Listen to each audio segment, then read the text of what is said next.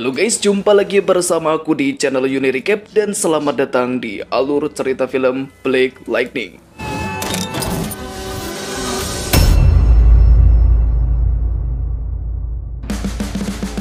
Sebuah film yang dirilis tahun 2009 ini akan menceritakan seorang pemuda dengan mobil antik miliknya yang tidak disangka-sangka ternyata mobil tuanya tersebut adalah mobil super canggih yang bisa terbang ke angkasa. Lulu, kok bisa? Daripada penasaran, langsung saja kita masuk ke alur ceritanya.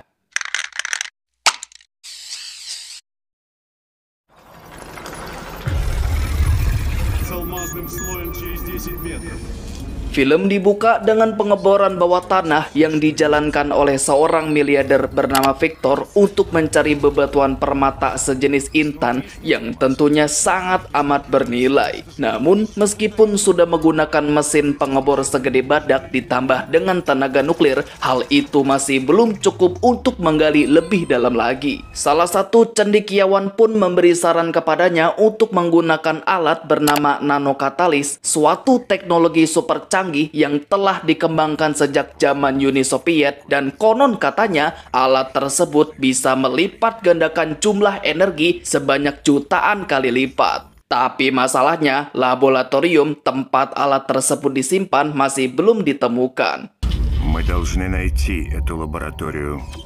Adegan pun berpindah ke suatu tempat konstruksi. Di sanalah para pekerja menemukan ruang bawah tanah misterius yang di dalamnya terdapat mobil tua yang sudah sangat usang. Entah bagaimana mobil tersebut bisa berada di situ, tetapi daripada mubazir, mereka pun berniat untuk menjualnya kepada tukang loak. Делим на двоих. Dan kisah akan berfokus kepada seorang pemuda di salah satu kampus di kota Moskow. Dia bernama Dimitri, tapi biasa dipanggil Dima. Diketahui Dima memiliki seorang teman yang cukup tajir bernama Maxim. Dan kebetulan juga pada hari itu kelas mereka kedatangan anak baru, seorang gadis cantik bernama Nastia, di mana parasnya yang good looking membuat kedua cowok ini terpesona, terutama Maxim yang langsung gercep PDKT dengannya. Привет, водитель. Привет. Dimas sendiri berasal dari keluarga yang cukup sederhana, yang mana si ayah bekerja sebagai masinis kereta, si ibu yang hanya seorang ibu rumah tangga, dan si adik yang masih duduk di bangku sekolah dasar. Очень вкусно. Keesokan paginya, Dima tiba-tiba diberi selamat oleh bapak, ibu, dan juga adiknya, yang ternyata hari ini merupakan hari dia brojol alias hari ulang tahunnya. Dan tidak hanya itu, Dima juga mendapat hadiah mobil yang sudah lama dia nanti-nantikan. Akan tetapi, ekspektasinya seketika hancur tatkala menyadari dikiranya mobil apik dan berkelas macam Rubicon, melainkan mobil antik bermerek Volga yang dapat dibeli dengan harga secondan. Ketika memeriksa dashboard mobilnya, Dima menemukan beberapa foto para ilmuwan yang sepertinya dari pemilik sebelumnya, terutama sebuah rekaman suara dengan bentuk plastik yang mungkin saja ada sesuatu di dalamnya. Entah apapun itu, yang jelas Dima kurang sreg dengan mobil yang satu ini, sehingga daripada menggunakannya untuk pergi ke kampus, Dima lebih memilih untuk menumpangi angkutan kota. Kebetulan jam pertama diadakan acara seminar oleh Bapak Victor, sampai tibalah Dima yang datang terlambat dan beralasan kalau tadi ada seseorang yang hendak meminta tolong kepadanya. Извините, пожалуйста, меня просили помочь, а автобус уехал. Menanggapi hal tersebut, Victor pun membuka sebuah voting bagi siapapun yang setuju untuk bersikap cuek terhadap orang sekitar dan lebih memilih untuk masuk kuliah tepat pada waktunya, maka orang itu akan kuberikan uang sebanyak 1 juta rubel atau sekitar 200 juta rupiah. Sontak saja, hampir dari mereka semua mengangkat tangan sebagai tanda persetujuan. Namun di saat yang sama, Dima juga balik bertanya, jikalau di lain waktu aku tidak akan menolong seseorang, apakah Anda mau memberikan uang 1 jutanya sekarang juga? Tentunya apa yang dikatakan Dima barusan hanyalah sebuah candaan belaka, tetapi Victor justru menanggapinya dengan serius dan tanpa ragu dia memberikan Dima uang 1 juta tersebut. Лекция закончилась.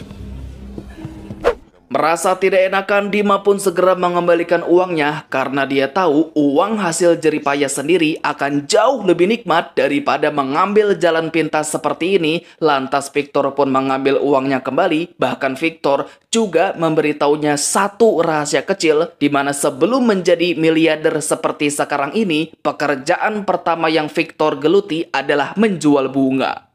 Цветами торговал.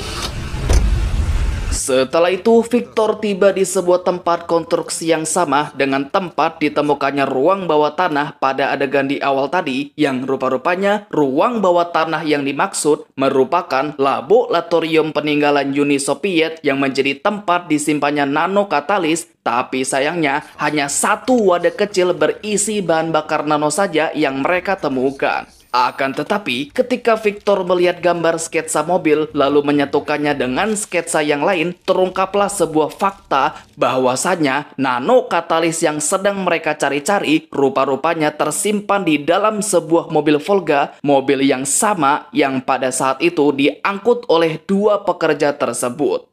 Мы ее найдем, Виктор Александрович. Kemudian kita pun dibawa kembali kepada Dima yang memutuskan untuk menjadi kurir pengantar bunga. Namun pekerjaan yang membutuhkan ketepatan waktu ini ternyata memiliki tantangan tersendiri, apalagi jika bukan kemacetan. Suatu hari ketika sedang mengantar bunga, si ayah juga ikut menumpang untuk pergi ke rumah Pak Samsul. Namun tiba-tiba keduanya melihat pencopet yang menjabret seorang wanita. Lantas si ayah pun langsung turun dari mobil lalu membogem pencuri tersebut. Смотри, Волжана, давай за ней. Ты лезешь везде, без тебя не разберутся.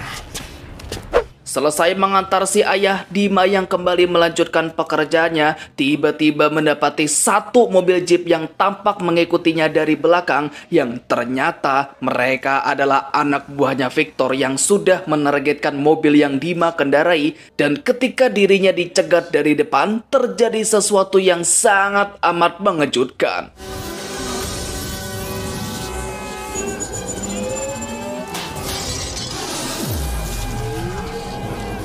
Ya, secara tiba-tiba mobilnya mendadak bisa terbang ke atas langit. Entah cheat kode macam apa yang dia pakai, tetapi dengan begitu Dima bisa kabur dengan mudahnya sampai mendarat di dalam gedung kosong yang penuh dengan ban bekas.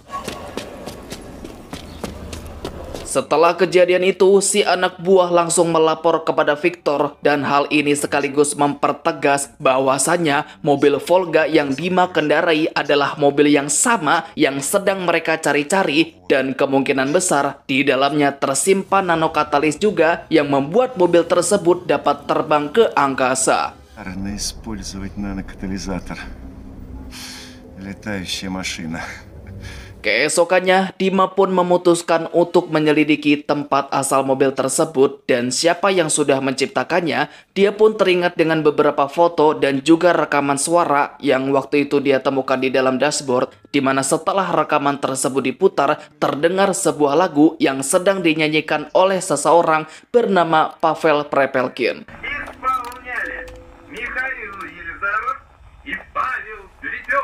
Di hari selanjutnya, Dima pun menemui orang yang bernama Pavel Prepelkin tersebut, tapi beliau juga biasa dipanggil dengan nama Pasha, bersama dengan istrinya yang bernama Olya Romanseva. Keduanya adalah sosok di balik terciptanya nanokatalis, dan sebenarnya masih ada satu orang lagi yang juga ikut terlibat, dan orang itu bernama Yelizarov. Di sini dijelaskan, nanokatalis diciptakan dari suatu kristal yang berasal dari bulan, di mana kristal tersebut dapat mengubah unsur-unsur komposisi kimia, contohnya seperti bensin yang dapat diubah menjadi bahan bakar nano, bahkan sampai meningkatkan jumlah energinya sebanyak jutaan kali lipat.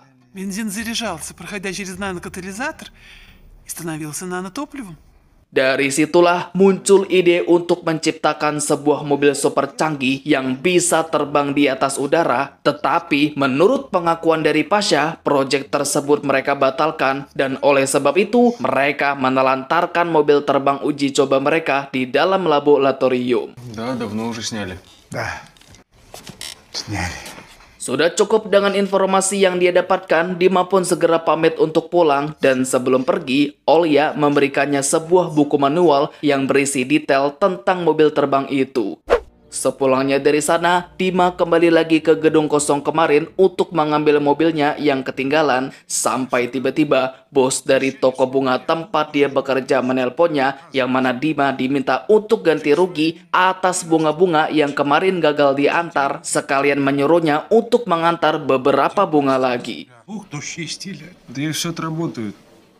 Dan sama seperti biasa, kemacetan menjadi makanan pokok setiap kali di perjalanan. Tapi kali ini, Dima sudah punya solusi yang sangat amat brilian, apalagi kalau bukan memakai cheat mobil terbang. Dikala orang-orang tampak gelisah, galau dan merana gara-gara macet parah, sebaliknya Dima tinggal melesat di atas mereka, menembus segala kemacetan, sehingga dengan begitu, bunga-bunga yang dia antar bisa sampai tepat pada waktunya. Alhasil, pelanggan dapat terpuaskan, bos pun ikut senang, gaji otomatis naik, hati seketika full senyum, dan yang paling penting adalah Dima bisa parkir di atap-atap gedung.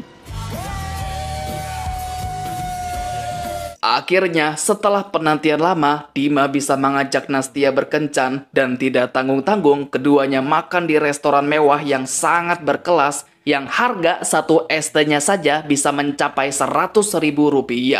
Pada momen ini, kita pun diceritakan sedikit latar belakang dari Nastia yang ternyata pendatang dari luar kota, dan karena itulah ada sedikit kekhawatiran yang mana jika Nastia tidak lolos pada ujian akhir semester nanti, dirinya dengan terpaksa akan kembali ke kota asalnya.